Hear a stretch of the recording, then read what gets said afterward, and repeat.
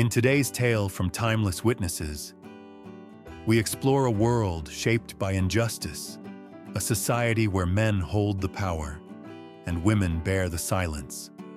It's a story that stirs the heart. Are you ready to listen? You are 12 years old, and you do not yet understand that your body is not your own. The year is 1443 AD, and you stand in the great hall of Bledsoe Castle, watching men in rich velvet and fur discuss your future as if you were a prized mare at market.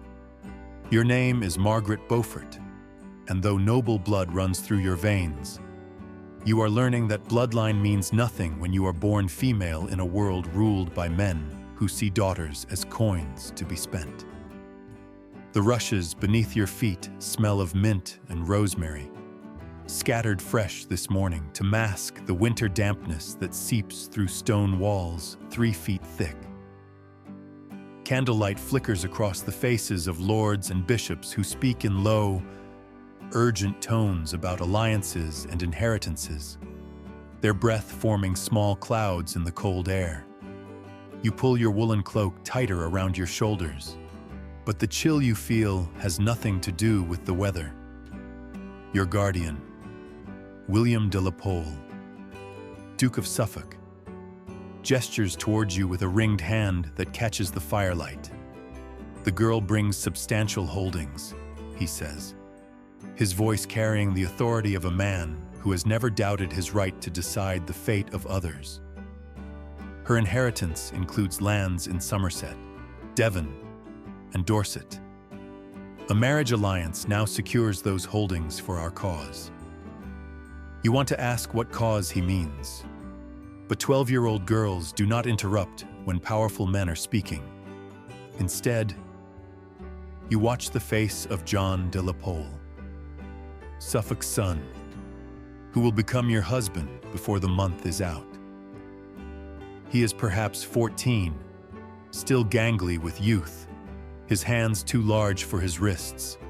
He glances at you once, quickly, then looks away as if the sight of you embarrasses him, before diving into these forgotten stories of survival and suffering. If you enjoy learning about the hidden truths of history, consider hitting that like button and subscribing for more content like this. And please comment below to let me know where you're listening from. I find it incredible that we're exploring these ancient stories together from different parts of the world, connected across time and space by our shared curiosity about the past. Margaret Beaufort was born in 1443 AD into a world where her very existence was both blessing and curse. As the daughter and sole heiress of John Beaufort, Duke of Somerset, she carried in her bloodline a claim to the English throne that would shape every moment of her life. The Beaufort line descended from John of Gaunt, Duke of Lancaster, and his mistress Catherine Swynford, a love affair that had been legitimized by marriage and royal decree, though the stain of bastardy would forever follow their descendants like a shadow. When Margaret was barely 6 months old, her father died, leaving her one of the wealthiest heiresses in England. In the 15th century, this was not a gift, but a burden. Wealthy orphans became wards of the crown, their marriages arranged to serve the political needs of whoever held power. Margaret's wardship was granted to William de la Pole, Duke of Suffolk, a man who understood that controlling a child's marriage meant controlling her inheritance. The great hall where 12-year-old Margaret now stands has witnessed countless such negotiations. The walls, built of gray limestone quarried from local hills, have absorbed decades of whispered conspiracies and shouted demands.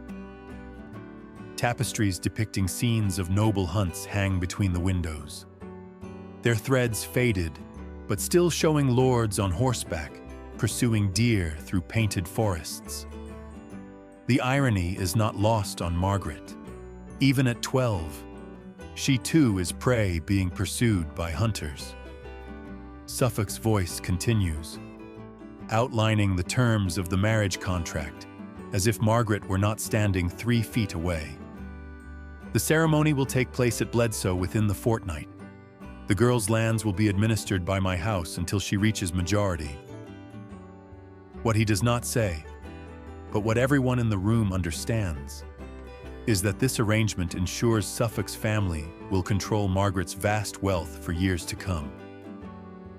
The rushes crackle under shifting feet as the assembled men nod their agreement. Margaret can smell the sweet decay of the herbs mixed with the earthier scents of wool and unwashed bodies.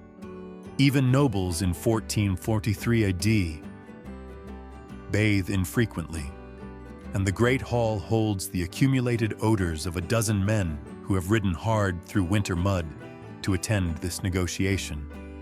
Margaret's soon-to-be husband, John Delapole, shifts uncomfortably near the great fireplace.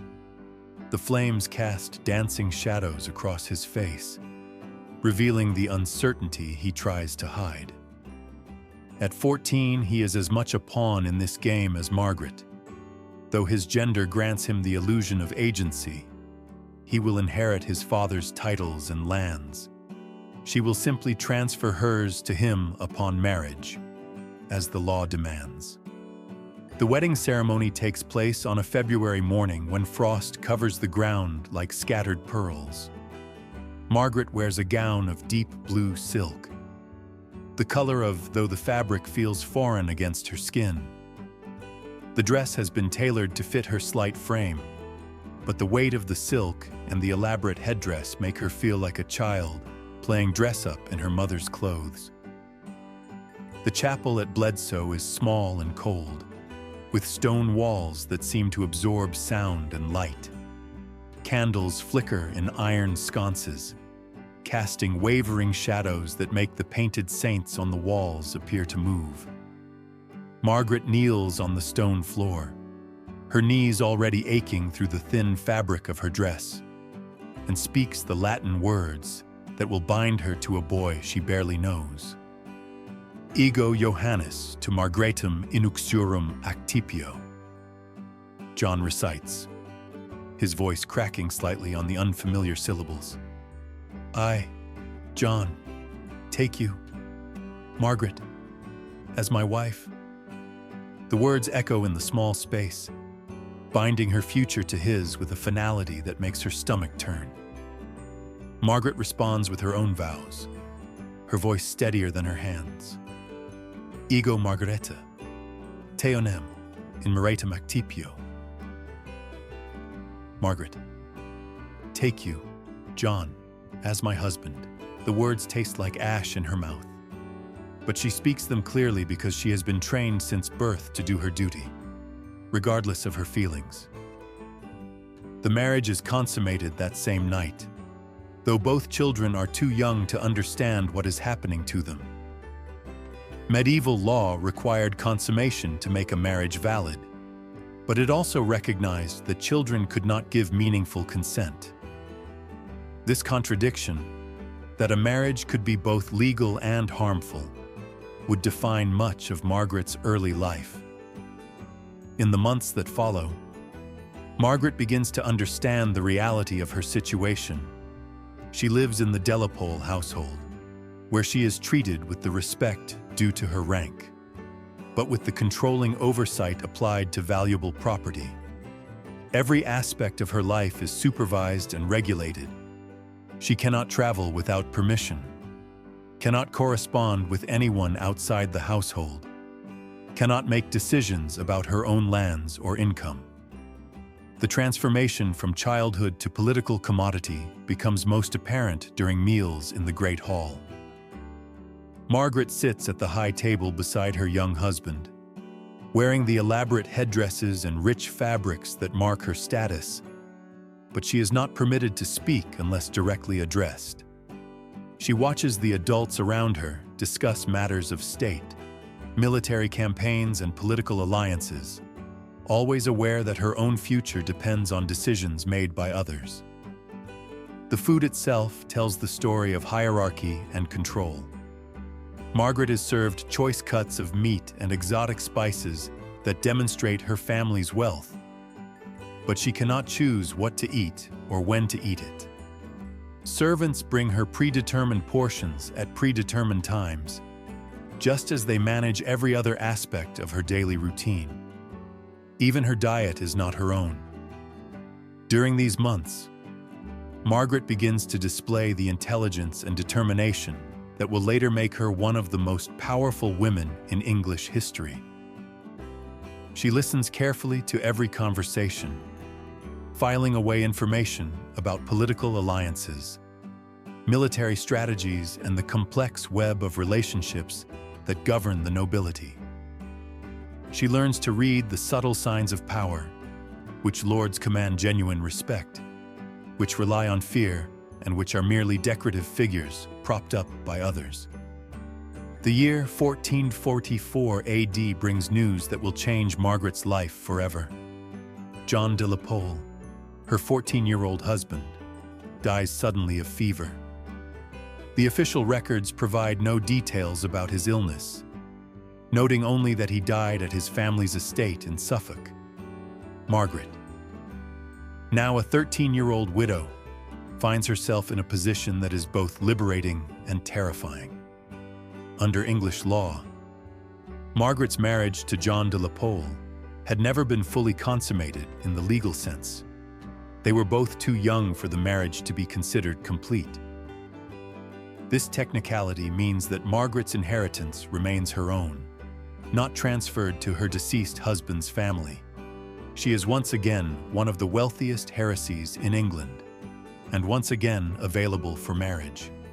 The news of John's death reaches Margaret in a way that reveals the casual cruelty of her situation.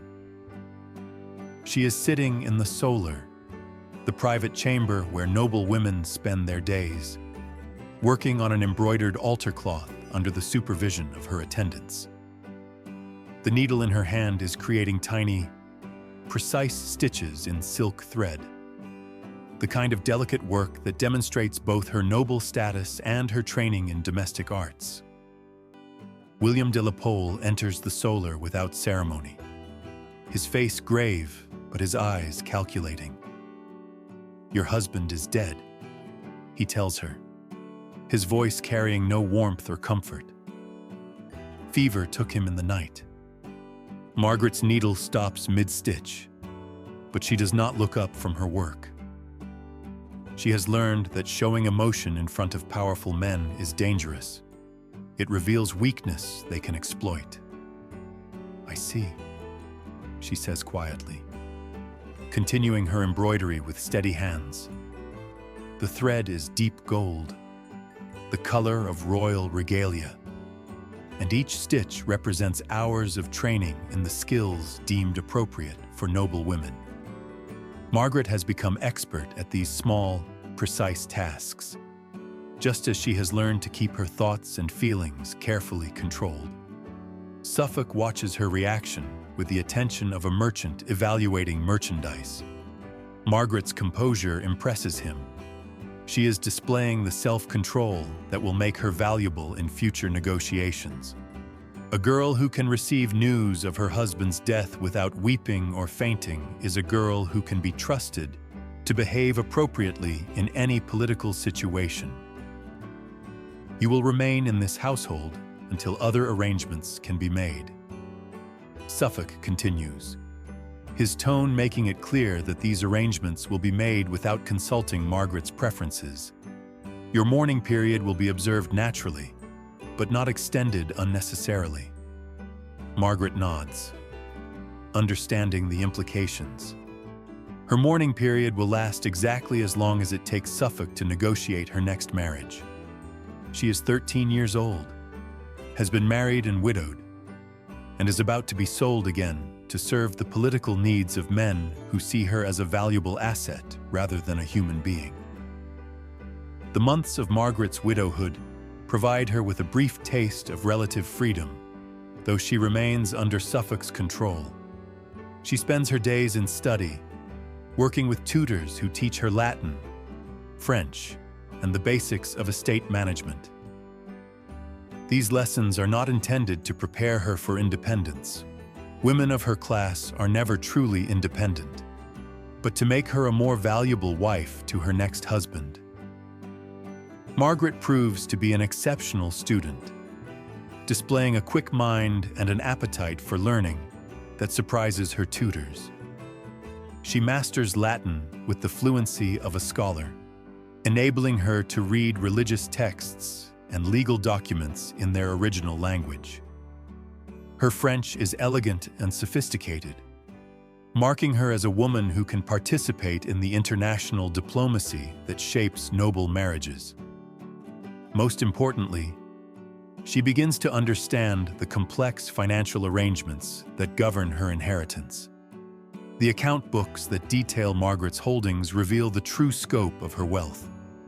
She owns thousands of acres of productive farmland, generating rents that provide enormous annual income.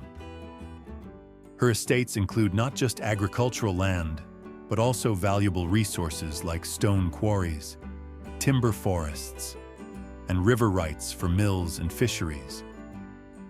The total value of her inheritance makes her one of the richest individuals in England, regardless of gender. This wealth, however, comes with a price that Margaret is beginning to understand. Every acre of land she owns, every pound of annual income her estates generate, makes her more valuable as a political alliance. Her inheritance cannot be separated from her body. To marry Margaret is to gain control of her lands. She cannot refuse marriage without losing everything she has inherited from her father. The reality of Margaret's situation becomes clear during a conversation with her mother, Margaret Beauchamp, who visits Bledsoe Castle in the spring of 1445 AD. The two women sit in the castle's herb garden, where early flowers are beginning to bloom despite the lingering chill in the air. The garden provides a rare opportunity for private conversation, away from the ears of servants and courtiers who report every word to Suffolk. Margaret Beauchamp is a woman who has survived her own arranged marriages and political maneuvering. She looks at her 14-year-old daughter with eyes that hold both love and resignation. "You must understand," she says, her voice low and urgent, "that your inheritance is both your strength and your chain. The lands your father left you will provide you with wealth and influence, but they will also ensure that you are never free to choose your own path." Young Margaret listens carefully, her hands folded in her lap in the posture of attentive obedience that has been trained into her since childhood. But her mind is active, processing the implications of her mother's words. She is beginning to understand that her wealth makes her powerful in some ways, but completely vulnerable in others. "What would happen if I refused to marry?" Margaret asks, though she already suspects the answer. Her mother's expression confirms her fears. "Your wardship would be sold to another lord, who would have the right to force your marriage or confiscate your lands as punishment for disobedience," Margaret Beauchamp explains. "A woman's inheritance exists only as long as she remains obedient to the men who control her. Refuse to marry, and you become a rebel against the natural order. Rebels lose everything." The conversation takes place beside a bed of herbs, lavender, rosemary, and thyme, whose scents will forever remind Margaret of this moment of understanding. The flowers around them represent domesticity and feminine virtue, but they also represent the narrow boundaries within which noble women must live their lives.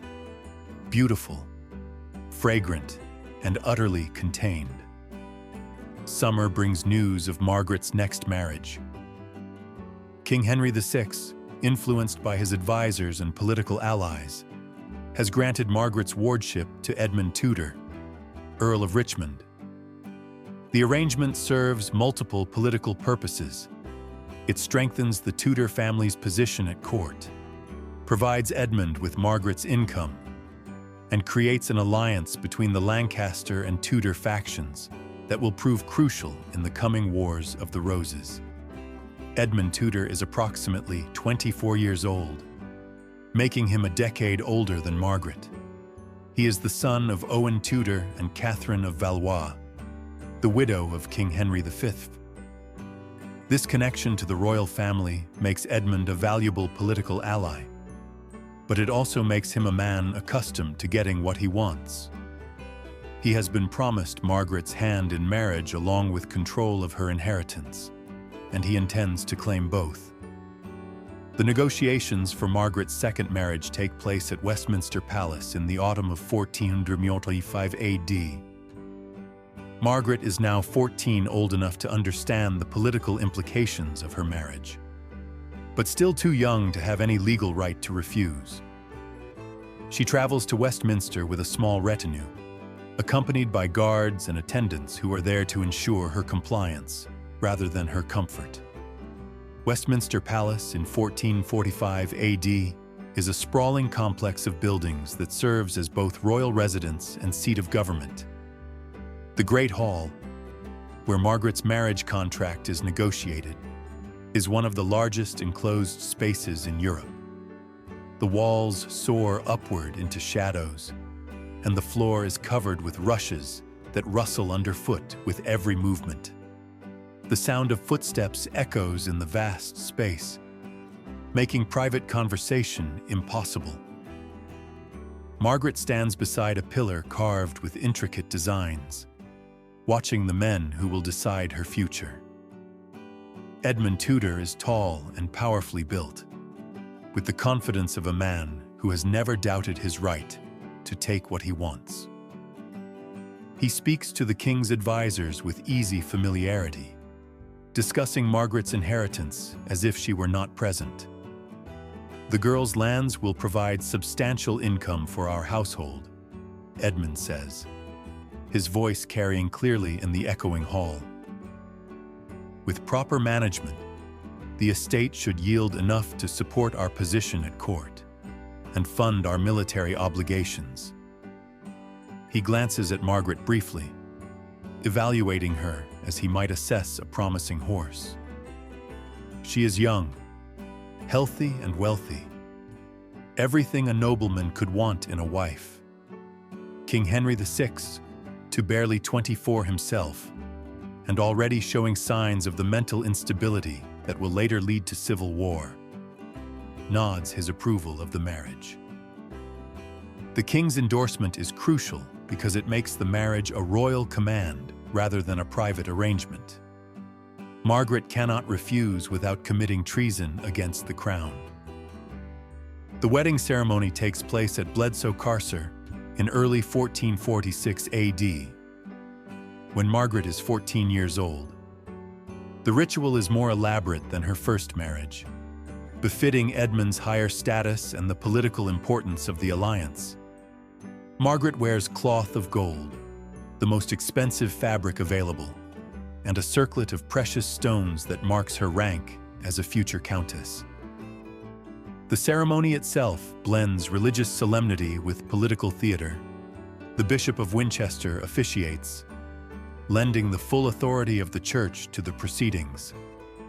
Noble witnesses fill the chapel, their presence ensuring that the marriage cannot be questioned or annulled. Margaret speaks her vows in a clear, steady voice, having learned that showing reluctance or emotion only invites speculation about her suitability as a wife. Edmund Tudor's vows are confident and possessive.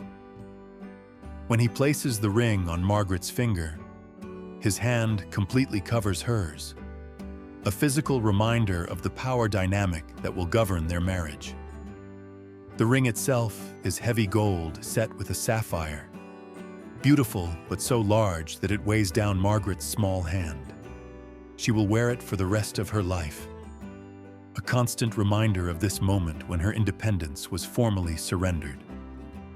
The consummation of Margaret's second marriage takes place that same night, and this time there is no question of the participants being too young. Margaret is 14, considered fully adult by medieval standards, and Edmund is an experienced man who understands exactly what he is claiming.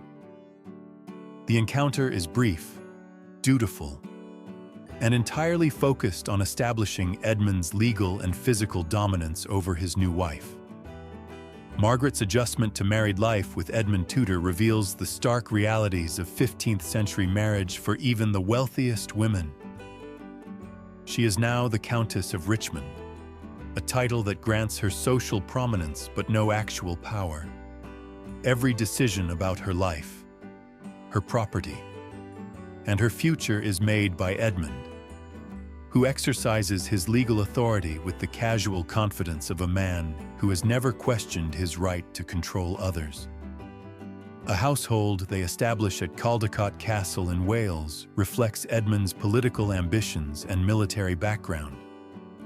The castle is a fortress rather than a palace, built for defense rather than comfort. Margaret's daily routine is structured around Edmund's needs and preferences, with her own desires considered only when they do not conflict with his priorities. Edmund's approach to managing Margaret's inheritance reveals both his political acumen and his fundamental disregard for her as an individual. He immediately begins reorganizing her estates, installing his own men as stewards and bailiffs.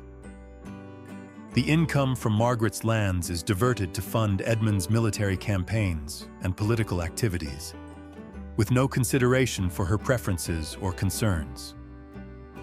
Margaret watches these changes with growing understanding of her situation. She is wealthy in name, but powerless in practice. Her inheritance provides the resources for Edmund's ambitions, but she has no say in how those resources are used. She is learning that being a noblewoman means being valuable property rather than a person with agency. The political situation in England during 1446 and 1457 AD is increasingly unstable, with tensions building between different factions of the nobility. Edmund Tudor's position as a supporter of the cause puts him and Margaret in potential danger as opposition to King Henry VI's weak rule grows stronger. Margaret finds herself caught in political conflicts she did not choose and cannot escape. In late 1456 AD, when Margaret is 13 years old, but married to Edmund, who is significantly older, she discovers she is pregnant. The news brings both joy and terror. Joy because producing an heir is her primary duty as a wife, and terror because she understands the physical dangers of childbirth for someone her age. Medieval medical knowledge about pregnancy and birth is limited and often dangerous, making every pregnancy a potential death sentence. Margaret's pregnancy progresses through the winter of 1456 and into 1457 AD, a time when political tensions in England are reaching a breaking point. Edmund is frequently away from home, involved in military campaigns that keep him from providing any support during Margaret's difficult pregnancy. She faces the physical and emotional challenges of impending motherhood, essentially alone, attended only by servants and midwives. The political situation deteriorates further when Edmund Tudor is captured by Yorkist forces in August 1456 AD. He is imprisoned at Carmarthen Castle, where he dies of fever in November 1456 AD. Margaret, now about 7 months pregnant, receives the news of her husband's death while dealing with the physical and emotional strain of her advanced pregnancy. Edmund's death leaves Margaret in a precarious position. She is a pregnant widow with vast wealth, but no male protector, making her both valuable and vulnerable. The child she carries could be a son who will inherit Edmund's titles and her lands, or a daughter who will face the same fate Margaret has endured. Either way, the baby will be born into a world where political violence and arranged marriages are routine. Margaret goes into labor at Pembroke Castle in Wales on January 28, 1457 AD, at the age of 13. The birth is difficult and dangerous, as is typical for someone her age. Medieval childbirth is attended by midwives whose knowledge is based on experience rather than medical training. And the mortality rates for both mothers and babies are horrifyingly high. The labor lasts for hours, with Margaret experiencing pain that no 13-year-old should endure. The midwives do their best to help, but their methods are limited to herbal remedies and prayers. Margaret's small frame makes the birth particularly difficult, and there are moments when both she and the baby are in mortal danger. The child who emerges from this ordeal is a son, healthy and strong despite the circumstances of his birth. Margaret names him Henry, after the king, a political choice that signals her continued loyalty to the Lancastrian cause. The boy will grow up to become Henry VII, the first Tudor king of England. But in January 1457 AD, he is simply a newborn whose survival depends on his 13-year-old mother's ability to navigate the dangerous world of medieval politics. Margaret's recovery from childbirth is slow and difficult. Medieval medical care for new mothers is minimal, and the physical trauma of giving birth at such a young age leaves her weak and vulnerable. She will never have another child, though whether this is due to medical complications from Henry's birth or other factors remains unclear. What is certain is that the experience of pregnancy and childbirth at 13 has profound and lasting effects on her health and her outlook on life. The early months of Henry's life are marked by uncertainty and danger. Margaret is a widow with an infant son, surrounded by political enemies who would gladly eliminate both of them to claim her inheritance. She must find a way to protect herself and her child while navigating the complex web of alliances and enmities that define noble society. Margaret's solution to her vulnerable position is to seek another marriage, this time to a man who can provide protection for both her and her son. Her choice falls on Sir Henry Stafford, the younger son of the Duke of Buckingham. This marriage, her third, is different from her previous unions because Margaret herself plays a more active role in the negotiations. Henry Stafford is approximately 30 years old, making him significantly older than Margaret, but not old enough to be her grandfather. He is an experienced soldier and courtier who understands the political realities of the time. More importantly, he is willing to protect Margaret's son and respect her role as Henry's mother, something that was not guaranteed in 15th century marriages. The marriage to Henry Stafford takes place in 1458 AD, when Margaret is 15 years old. This ceremony is smaller and more private than her previous weddings, reflecting both the political situation and Margaret's changed circumstances. She is no longer a valuable virgin being traded for political advantage, but a widow with a child seeking protection and stability. Margaret's relationship with Henry Stafford proves to be the most stable and supportive of her marriages. Stafford treats her with genuine respect and affection, allowing her to develop her intellectual abilities and begin participating in political activities. Under his protection, Margaret begins to emerge as a political figure in her own right, rather than simply as a valuable piece of property. The years of Margaret's marriage to Henry Stafford, from 1458 to 1471 AD, mark a period of relative stability in her personal life, even as England descends into the chaos of the Wars of the Roses. Margaret uses this stability to develop her political skills and begin building the network of alliances that will eventually help her son claim the throne. During this period, Margaret becomes deeply involved in the Lancastrian cause, using her wealth and influence to support the faction that she believes offers the best chance for her son's future. She develops relationships with other noble families, provides financial support for military campaigns, and begins to understand how power really works in medieval England. Margaret's political education during these years is comprehensive and practical. She learns to read the subtle signals that indicate shifting alliances, to understand the economic factors that drive political decisions, and to recognize the personal motivations that influence public actions. Most importantly, she learns to use her wealth and social position to influence events rather than simply react to them. The death of Henry Stafford in 1471 AD marks the end of Margaret's most stable marriage and the beginning of her emergence as one of the most powerful women in England. She is now 28 years old, experienced in the ways of politics and court life, and determined to secure her son's future regardless of the obstacles in her path. Margaret's fourth and final marriage is to Thomas Stanley, Earl of Derby, a man whose political flexibility and survival instincts match her own. Stanley is a powerful nobleman who has managed to maintain his position through multiple changes of regime, making him an ideal partner for Margaret's political ambitions. Their marriage, which takes place in 1472 AD, is a partnership based on mutual respect and shared political goals.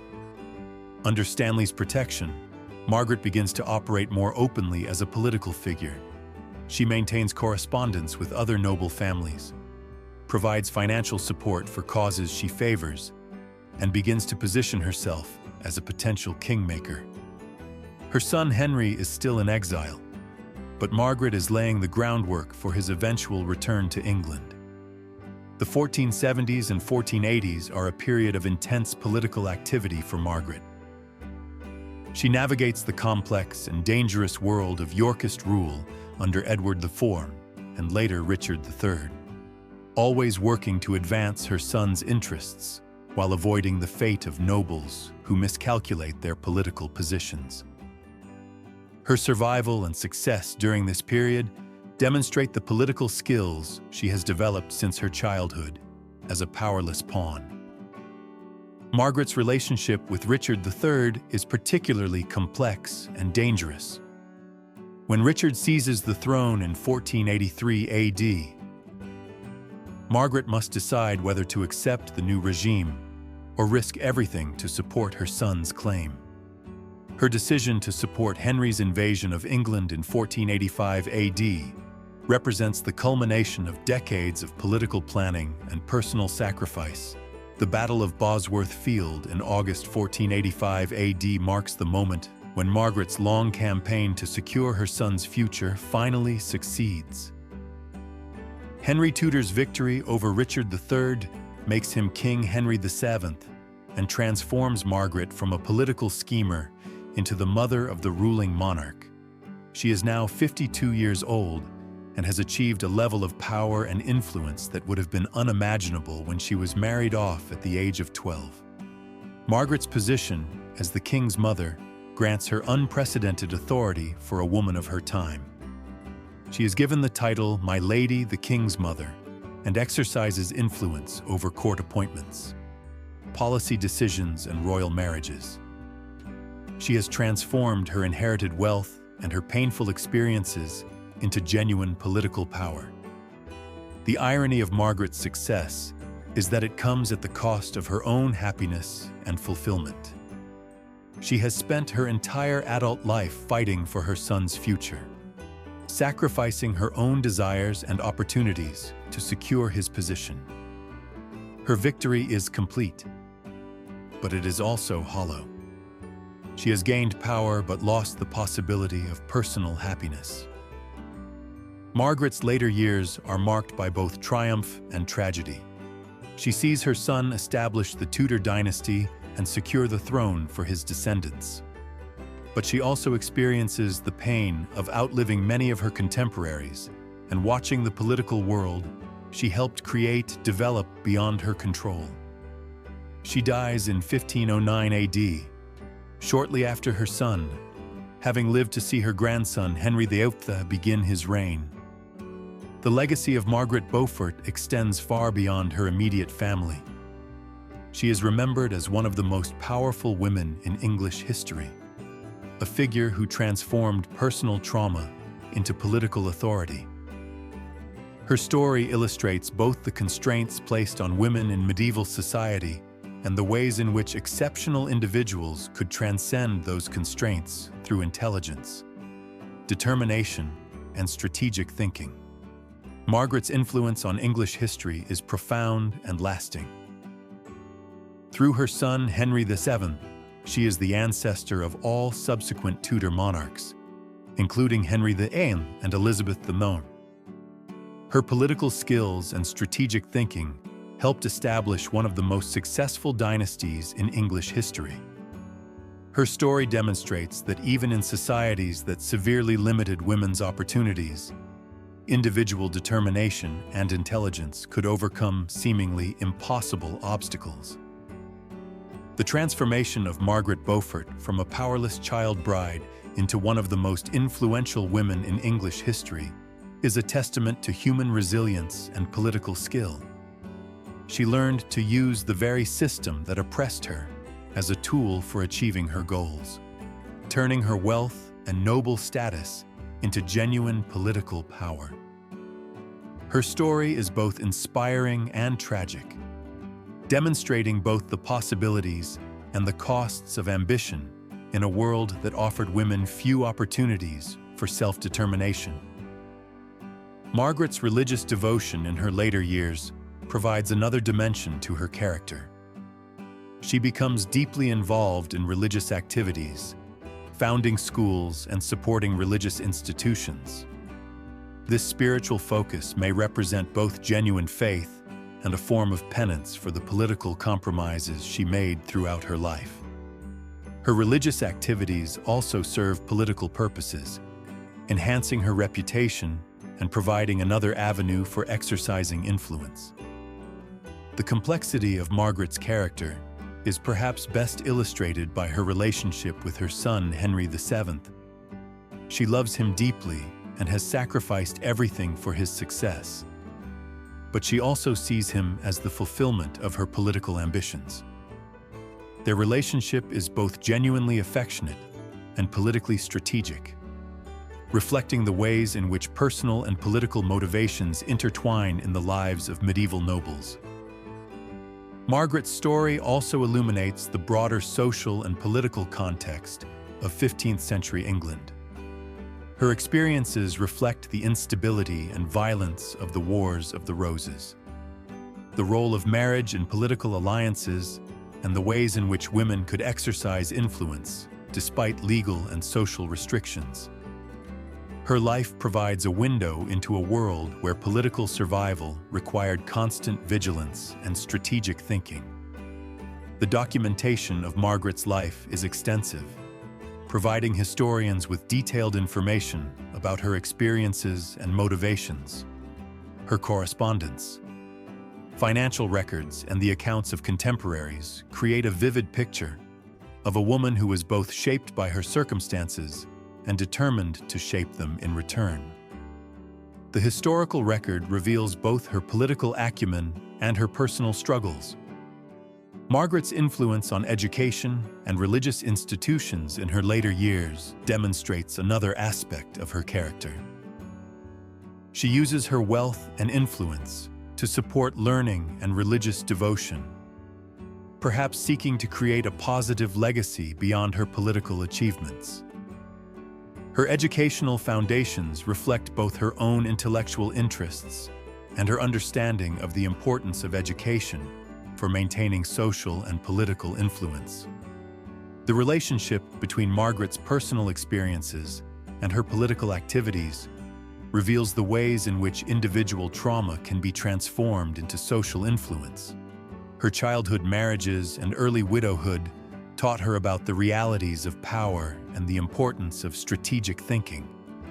These painful experiences became the foundation for her later political success. Margaret's story also raises questions about the nature of power and agency in medieval society. While she achieves remarkable influence and success, she does so within a system that fundamentally restricts women's opportunities. Her triumph is both a victory over oppression and an accommodation to it. illustrating the complex negotiations required for survival and success in hierarchical societies. The psychological dimensions of Margaret's character are particularly fascinating.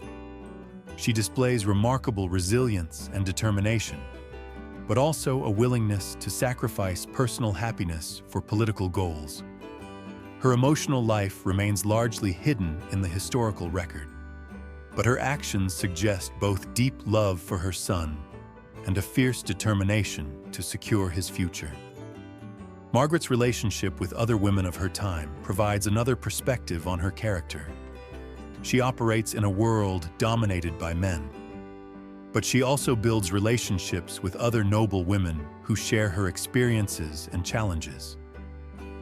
These relationships provide both personal support and political opportunities, demonstrating the ways in which women could create networks of mutual assistance despite social restrictions. The economic dimensions of Margaret's story are also significant. Her inherited wealth provides the foundation for her political influence, but she also proves to be a skilled manager of financial resources. Her ability to use her wealth strategically demonstrates both her intelligence and her understanding of the relationship between economic power and political influence. Margaret's story continues to resonate in contemporary discussions about women's roles in politics and society. Her experiences illustrate both the obstacles faced by women in male-dominated systems and the ways in which exceptional individuals can overcome those obstacles through intelligence, determination, and strategic thinking. Her legacy provides inspiration for women facing similar challenges in different historical contexts. The documentation of Margaret's religious activities in her later years reveals another dimension of her character. She becomes increasingly involved in religious institutions and charitable activities, perhaps seeking both spiritual fulfillment and a positive legacy. Her religious devotion may also represent a form of penance for the political compromises she made throughout her life. Margaret's influence on the development of the English monarchy extends beyond her immediate family. Her political skills and strategic thinking helped establish precedents for royal authority and court organization that influenced English government for generations. Her story demonstrates the ways in which individual actions can have far-reaching historical consequences. The tragedy of Margaret's story lies in the personal costs of her political success. She achieves remarkable power and influence, but only by sacrificing her own happiness and fulfillment. Her life illustrates the painful choices faced by women in societies that offer limited opportunities for self-determination and personal satisfaction. Margaret's final years are marked by both triumph and isolation. She has achieved her life's goal of securing her son's throne, but she has also outlived most of her contemporaries and finds herself increasingly isolated from the political world she helped create. Her death in 1509 AD marks the end of an era and the beginning of a new phase in English history. The legacy of Margaret Beaufort serves as a reminder of the complex relationship between individual agency and social constraint. Her story demonstrates that even in societies that severely limit women's opportunities, exceptional individuals can find ways to exercise influence and achieve their goals. Her life provides both inspiration and caution, illustrating both the possibilities and the costs of ambition in restrictive social systems. You stand now in the shadows of Westminster Abbey, where Margaret Beaufort lies buried beneath a monument that bears witness to her extraordinary life. The bronze effigy shows her in the robes of a noble woman, her hands folded in prayer, her face serene in death. But the stone cannot capture the fire that burned within her, the determination that transformed a powerless child into one of the most influential women in English history. The girl who was married at 12 and pregnant at 13 became the mother of kings, the founder of a dynasty, and the architect of her own remarkable destiny. She learned to play the game of power with masters who thought they owned her, and she played it so well that she ultimately owned them. In a world where women were expected to be silent and submissive, Margaret Beaufort found her voice and used it to change the course of history. Her story echoes through the centuries, a reminder that even the most powerless can find ways to seize control of their fate. She was broken as a child, but she rebuilt herself as a woman of steel, turning her pain into purpose and her trauma into triumph. The 12-year-old girl who once stood silent while men decided her future became the woman who decided the future of England itself.